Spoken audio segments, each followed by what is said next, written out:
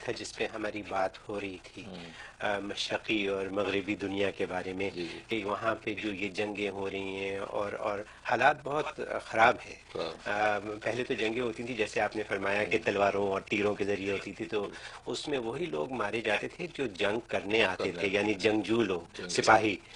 آج کل جو بٹن کے ذریعے جو جنگ ہو رہی ہے، جس میں بے تحاشا نہتے لوگ، جن میں عورتیں اور بچے بھی شامل ہیں، جو خامہ خواہ مارے جا رہے ہیں، جن کو پتہ بھی نہیں ہے کہ وجہ کیا ہے، اور اسی طریقے سے خالی مارے ہی نہیں جا رہے، بہت سے لوگ جو کہ معذور ہو جاتے ہیں۔ تو اس کا حل کیا ہے؟ اس دنیا میں کیا کرنا چاہیے؟ تو اس کا حل وہی ہے کہ جیسے ہمیشہ میں کہتا ہوں، جو مؤثر قوتیں ہیں، مؤثر طاقتیں ہیں، عالمی قوتیں، جی، اور جن کا اثر رسوخ ہے دنیا میں، یہ امریکہ ہے، برطانیہ ہے، فرانس ہے، رشیا ہے، یہ بڑی طاقتیں ہیں۔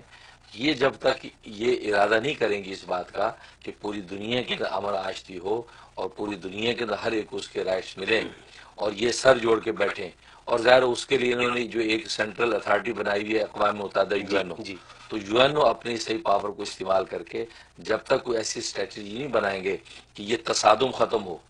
یہ تصادم اصل میں عام طور پہ تصادم ان چیزوں کو ختم کرنے کے لیے یہ لوگ شاخیں کاٹتے ہیں، جی، تو شاخیں کاٹنے سے جڑ تو نہیں کٹتی، تو جب جڑ پہ ہاتھ ڈالیں گے، اصل بنیاد جو ہے اس کو ختم کریں گے، اس کے بعد یہ مسائل حل ہوں گے۔ اب یہ ویسے چھانگ دیتے ہیں درخت کو، وہ پھر اسی طرح رہتا ہے۔ تو جیسے میں نے بنیادی بات بتائی کہ یہ تہذیبوں کا تصادم جو ہے، جیسے ڈائلاگ کے بغیر یہ نہیں ہوگا،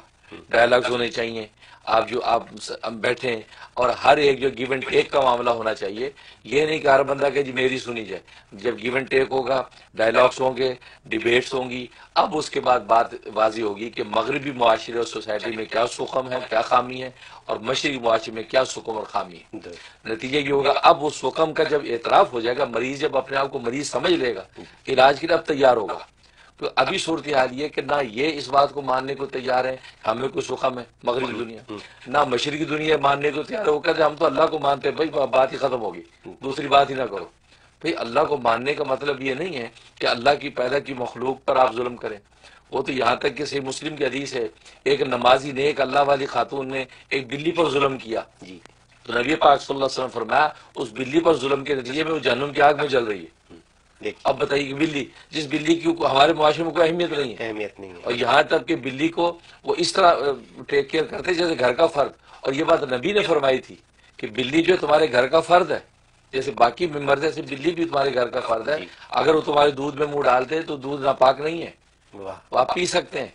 الا یہ کہ کوئی نجاست واضح لگی ہوئی ہے اور وہ نجاست اس میں گر گئی، اس کے اپنے لعاب کی وجہ سے دودھ آپ کا ناپاک نہیں، آپ پی سکتے ہیں، کیونکہ تمہارے گھر کا فرد ہے۔ جیسے آپ کے چھوٹے بچے نے اگر پی لیا تو جھوٹا ہو گیا تو پاک ہے۔ یعنی نبی پاک صلی اللہ علیہ وسلم نے ایک جانور کے حوالے سے یہ تعلیم دی۔ یہاں تک کہ ایک حدیث میں آتا ہے کہ ابو داؤد کی حدیث ہے کہ دو آدمی اپنے اونٹوں پہ بیٹھے ہیں اور آپس میں گپے لگا رہے ہیں، جی، تو نبی پاک صلی اللہ علیہ وسلم پاس سے گزرے تو انہوں نے دیکھا کہ یہ جا بھی نہیں رہے اور اونٹ بیچارے کھڑے ان کو لے کے اور یہ باتیں کر رہے ہیں، تو نبی پاک نے فرمایا کہ اپنی سواریوں کو کرسیاں نہ بناؤ، جی، یا تو نیچے اتر کے گفتگو کرو یا اپنی منزل پہ جاؤ، یہ ان کو تکلیف کیوں دیتے ہو؟ واہ، تو معلوم ہے کہ